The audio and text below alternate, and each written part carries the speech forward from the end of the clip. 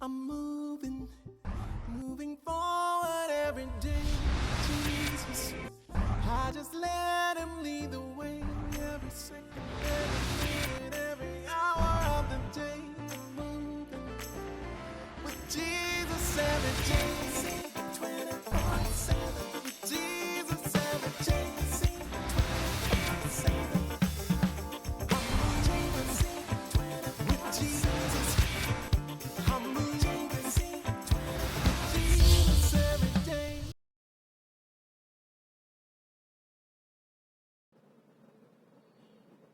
Welcome to JC 24/7. We wholeheartedly appreciate you joining us as we continue our discussion on the road to intimacy and its perils. In our previous installments of this conversation, we explored the complexity of relationships, the importance of dating correctly, that is, having a plan for dating, and red flags, especially during the dating session that signals that there is trouble ahead. We also started our conversation on one behavioral pattern that we should be aware of. That is narcissism and narcissistic tendencies. Today, we have with us to continue our discourse Mrs. Petra Pierre Robertson, motivational speaker and documentalist and managing editor at the UE School of Education. We also have Dr. Oscar Ocho, speaker on topics of family life and the director of the School of Nursing at the University of the West Indies. We also have with us Dr. Dania Hari Nero, psychologist specializing in behavioral issues. Welcome, panelists. Let's get straight into it. Dana, in our last session, we ended on a very heated and intriguing note. I want us to perhaps just step back a bit and remind us, what is narcissism? What is personality disorders? So, narcissism, as we discussed last week, is a personality disorder. So, just to define it again, to recap, it's a mental condition where someone has this inflated sense of self. They have a desire to be admired and praised consistently, and they also have troubled relationships, whether it's parent to child, sibling to sibling, husband to wife, etc. A personality disorder is a type of mental disorder. Now, we have many personality disorders. We can't go into all now, but it's a mental disorder in which you have an unhealthy pattern of thinking, functioning, and behaving. Now, this person, anybody that has a personality disorder, will have trouble perceiving reality and relating to people and social situations. Mm-hmm. Thank you. Of course, I'm hearing someone out there asking, is it that persons are born this way? What are the causes or possible causes of personality disorders, and more so narcissism? I would say there are three main causes to narcissistic personality disorder. We have the environment, the person's culture, their upbringing, where they were raised, whether it was mismatches in that parent-child relationship, whether they were overly praised as a child or overly criticized as a child. Then we have genetics, so it can be inherited. And then we have neurobiology, and this is the connection between the brain and behavior. So those are the three main causes of narcissistic behavior. Oh, that is very interesting to note, especially when you share that it can be genetic also. So we must also, even as we are dating, we must consider parents in this. Yes, we do. Good. All right, so it is safe to say that there are potential dangers and effects for both the person himself or herself, that is the narcissistic person himself or herself, as well as those with whom they are in a steady relationship with. Oscar, share with us, how can a narcissist negatively impact himself or herself, as well as others, especially in an intimate relationship? Thank you so much for that question, because it's such an important question to us, and it's quite paradoxical. Here is someone who feels that he or she is it, the best thing since sliced bread. is someone who is the center of attention and attraction, where you want everything centered on you and not realizing that very often that sense of self could also become very repulsive to others. So instead of you becoming the center of attraction, you become isolated. People no longer wish to socialize with you because, again, of that inflated sense of your ego. Such an individual will not be an effective listener because they listen very defensively. So it's about listening, not just with the intent, not about the message, but one word could change the tone of the entire message. And as a result, it makes it difficult for you to relate to others and as well as others relating to you because you interpret things very often that doesn't exist. But what is also very interesting is such a person is so absorbed in being an impressionist. So that the public image is different to the private self. So it's more about, in personally, we're talking about self on the stage. So it's a case of this is what I want people to see, because what they see is not necessarily what they will know about who I am. So the person lives then in this false bubble. And because of this false bubble, you do not make yourself vulnerable enough in friendships as well as relationships. Okay. So I can see how that could affect someone as they soon will become isolated, as you said. Now, we would have touched on it at our last session because it is easy, perhaps, to think that someone is a narcissist. Can someone themselves know? Perhaps I want us to explore that a bit. Petra, do you think someone themselves can reach to the point where they can acknowledge and know that they are a narcissist or they are displaying narcissistic tendencies? I think it depends. Of course, I will defer to the psychologist on this one. But from my experience and from dealing with persons who may have relationship problems, there are some who will know. They may not necessarily know the term narcissist. So they wouldn't identify as that. But they will have the compulsion. They will know that they need it. They will know that it must be about me, right? Then there are others who may say, me? No, I'm not coming across so. No, you're getting it wrong. I am just telling you that it is wrong. If my way is the right way, then that is the right way, and nothing is wrong with that. But that becomes problematic when you find a pattern of behavior. It becomes problematic when the whole relationship is hinged on one person being elevated at the expense of another. And when we look at the whole last week and even the week before, we talked about friendship and relationship. And some of the guidelines we looked at for friendship and relationship was spiritual guidelines. A friend loves at all times. A friend wants what is best for the other person. And a Christian friend embodies the kind of love Christ has first, as we call the agape love, where instead of putting himself first, he puts others first. The whole notion of servant leadership. So when you look at that aspect of it, the narcissist should recognize that I am putting myself first. In some instances, it's recognized. In other instances, it may not be recognized. And it is hoped that this session here would cause persons to do self-reflection. Yes. And see if I could perhaps be a narcissist without recognizing it. Yes. So, interestingly, I was reading up on this topic a bit, and I came across an article that suggests that there is positive narcissism.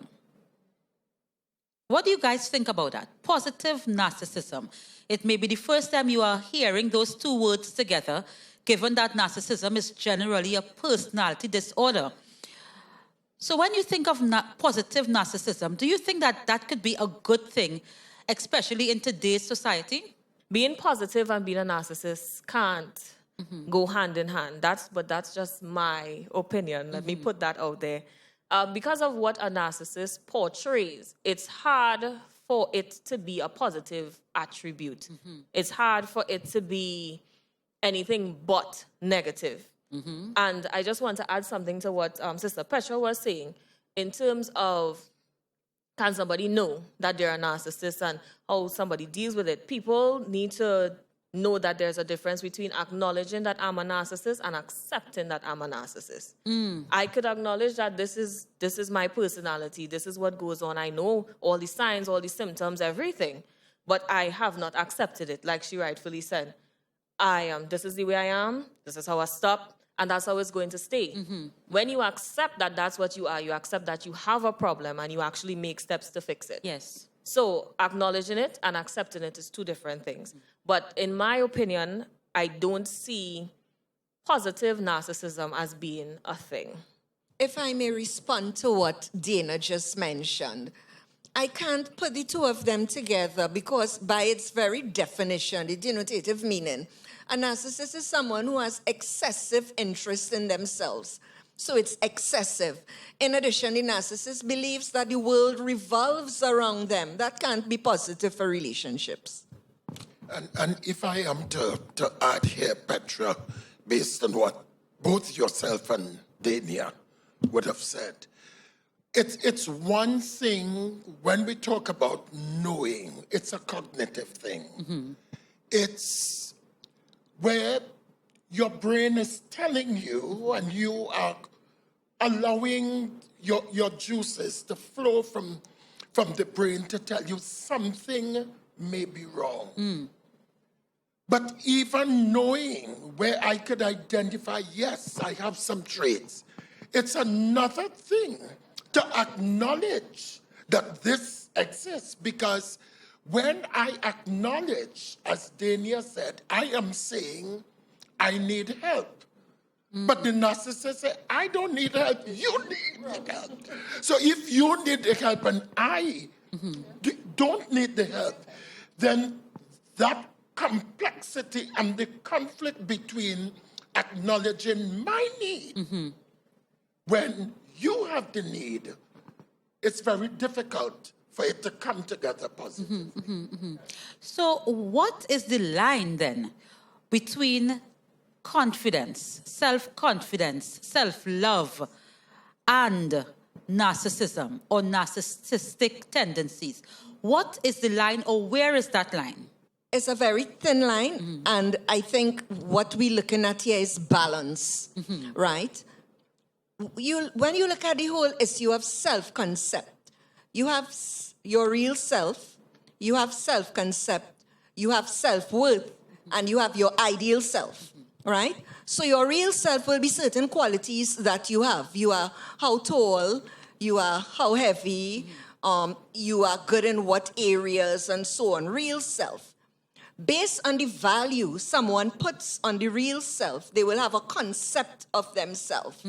And sometimes persons don't really see the real because of the concept they want to have. So someone may have a concept and say, they are actually 130 and they might say, I am too heavy, I need to lose weight. Somebody might be very good at singing and say, you fine? I do find I sing good, but every time the person open their mouth to sing, they sound beautiful. Right. But in their mind, they don't. For the narcissist, everything is overdone and overexpressed. So the narcissist may not be a good singer, but the narcissist would love singing and would say, I sounded well and I listen to myself all the time. The narcissist will see everything inflated. The balance comes when we come now with worth, where we talk about your worth or your value for the Christian. And this is a Christocentric perspective because this is a religious program. So I'm happy to go on this side of the Bible and on our example, Christ. Our value is determined by an agency outside of us. So the example I give, if $100 is found in a drain and it's dirty and smelly and crumpled, and you pick it up, it is still $100.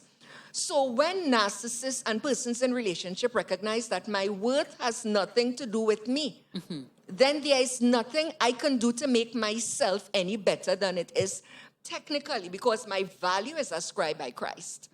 But what I'm going to do is develop my talent, develop my purpose, develop my relationship, see how I can do things better.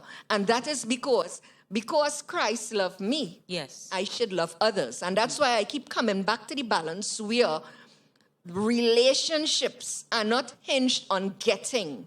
Relationships are hinged on giving. And once you are at a point where you cannot give and you must only get, you have crossed the line. Okay. And I think, Petra, I'm so glad you ended with that point. Because when we're talking about relationships being about reciprocity, because both of us must be giving. Yes. But when I give of myself, I'm not emptying of myself to fill you. I am giving out of the abundance of my overflow.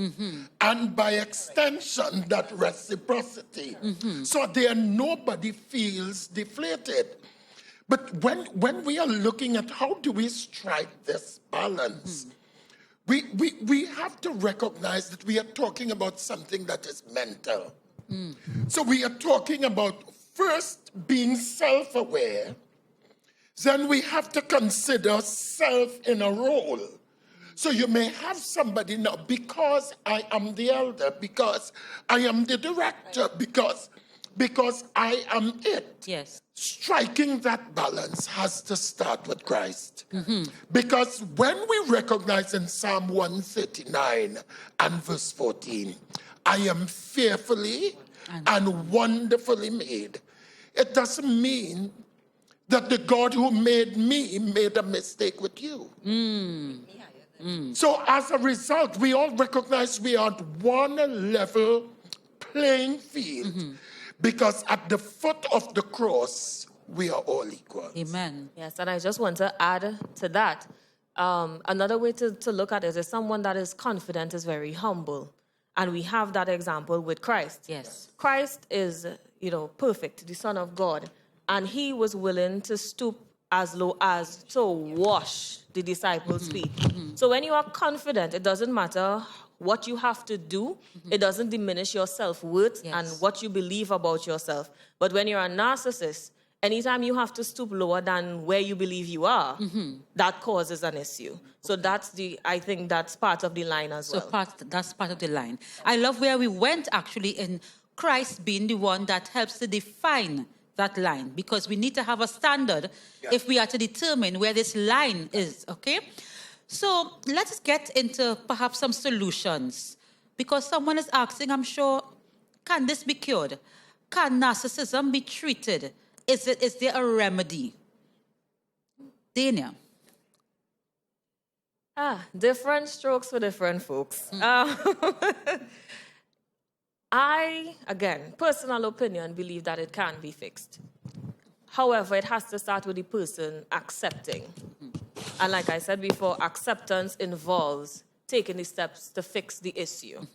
And once that is done, then it's easy. Once a person can see what this behavior is, where this behavior can lead, what it can do, the damage it can cause, then you can move forward into turning the attitude, I would say, into a positive one. Okay. This will come with therapy, with prayer, with a lot of things. But having, most importantly, I would say, is a support system, whether it be family, whether it be friends, whether it just be, people in the church, having that support system to help you get through it. People who will call you out when you slip. So when you slip, they will tell you, come back up. That's not it. And you have to be okay with that criticism, by the way. and you have that full support from people that you can trust to pull you on the right path, Yes. it can be fixed. Okay. Another solution I would suggest as well is more programs like this Yes. to state what these issues are so people could see what they are. So they see the causes, they see the symptoms, they see the signs, and they are able to identify it, and then people could actually work on it. Okay. Oscar, how do you assist someone who is in this committed relationship with someone who is putting them down continuously? So how do you help people to communicate to the point where they start taking ownership about how they feel? So it's not about you make me feel as though I am nobody. And it's about, I hear exactly what you're saying, but I'm saying to you that this is not how I see myself. And as of today, I am going to start looking at myself and responding to you differently.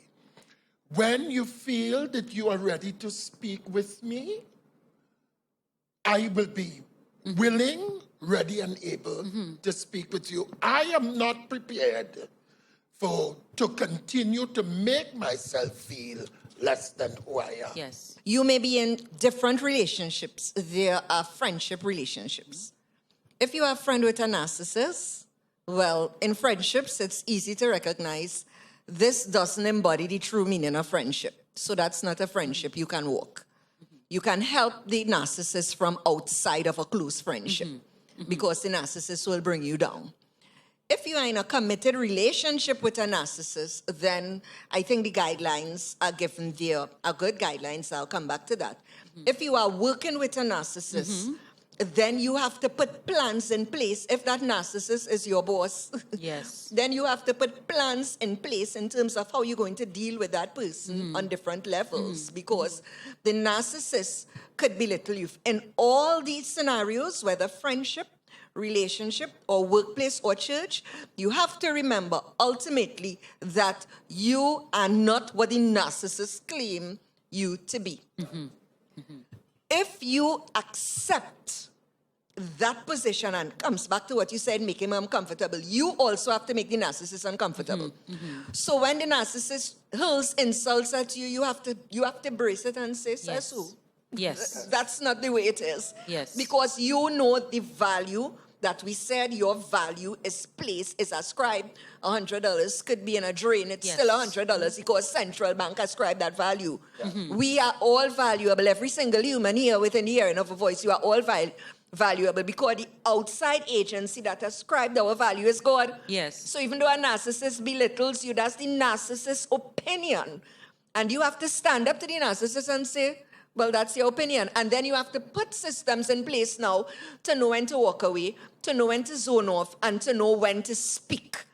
Sometimes you have to choose silence because by it you hear other men's imperfections Yes. and conceal your own. Yes. Right? But other times you have to speak up Yes. and make the narcissist uncomfortable. So, And if I'm just to add to what you said, Petra, because that's so important, that's why I believe creating social networks, even among whether you're members of a church, whether it's in a workplace, get an opportunity where people could just have catharsis Yes. of feelings, because And affirm each sometimes, other. you need that affirmation because you may feel you are the only one going through Yes. this. Yes. And then you realize, but wait, It's not me you're alone. dealing with a bunch of people Yes. Facing the who are same facing thing. the same challenge. Yes. Sometimes from And the same that person. helps the more we are together, as we would sing, Yes, strength. the merrier we will be, because the Bible says iron sharpness iron. lovely. As we come to the end of this all-important series, I mean, we could have at least 2 more discussions. There are so many more questions that we can explore. But certainly, I believe that we would have shared, or enough information would have been shared here to assist someone, to assist you, the person who may be in an intimate relationship, you, the person who may be the friend or family member of someone who displays such behavior, or you yourself, if you are really open to looking at your behavior and determining, perhaps I need help. So even as we close, panelists, I would like you to share your final thoughts in approximately 10, 20 seconds or so to our listening audience on this topic and the effects of it. Why is this important? This is important because we are seeing the damaging effects of it in our churches, in our homes, in our society, in our leadership at every level. So what are your final thoughts as we wrap up? We'll start with Petra on this. Certainly, I would reinforce what I had mentioned earlier in terms of friendship. We talk a lot about red flags. I want to reemphasize the green flags I would have shared in earlier sessions. Christ, our perfect example. C, communicate. Communication is important for relationships, whatever relationship you are in. H, honesty. What are you bringing to the table? Be honest. R, respect. Respect each other. I, integrity. Stand for principles. Don't be swayed. Don't move with the crowd. S, security. You want security in relationships, and a narcissist certainly doesn't bring security. And T, trust. Trust comes from sharing to build each other up. If you are not getting this from your friendships or your relationships or your encounters, you need to think twice about that relationship. If you are not given it, you need to do some self-reflection.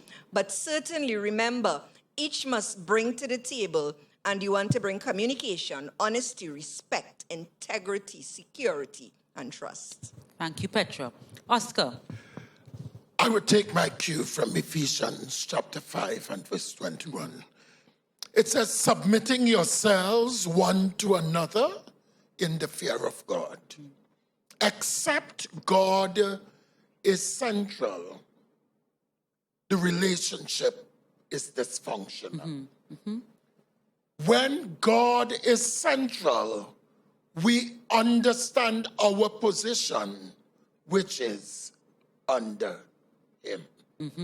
And as long as he is the head, he will move us in the direction that he wants us to go. Thank you. Daniel? I would leave them with, ask God for that spirit of discernment. Ask God to show you the things that are not just there to the naked eye, to open your eyes so that you can see beyond, and then to give you that wisdom and that understanding to know how to deal with certain things. That also involves reading, research, going and looking up certain things so you would know what you're dealing with, and ask God for that wisdom to understand it and to go down the right path and how to deal with it. Thank you so much. Definitely, this has been a wonderful time in discussing and bringing this information to you. I want to encourage someone out there who may be the victim of narcissistic behavior, that may have even gone to the point of violence or some part of or some type of abuse. I want to encourage you to seek help. Definitely, what I took away is that we are all fearfully and wonderfully made. And therefore, if you are fearfully and wonderfully made, it means that God wants you to live an abundant and happy life. So for those of us, or those of you who may be in some trying situation, there are hotlines that you can reach out to. There are churches and communities and groups that you can seek assistance from. Definitely reach out. This has been JC 24/7. We look forward to seeing you next time for another healthy discussion.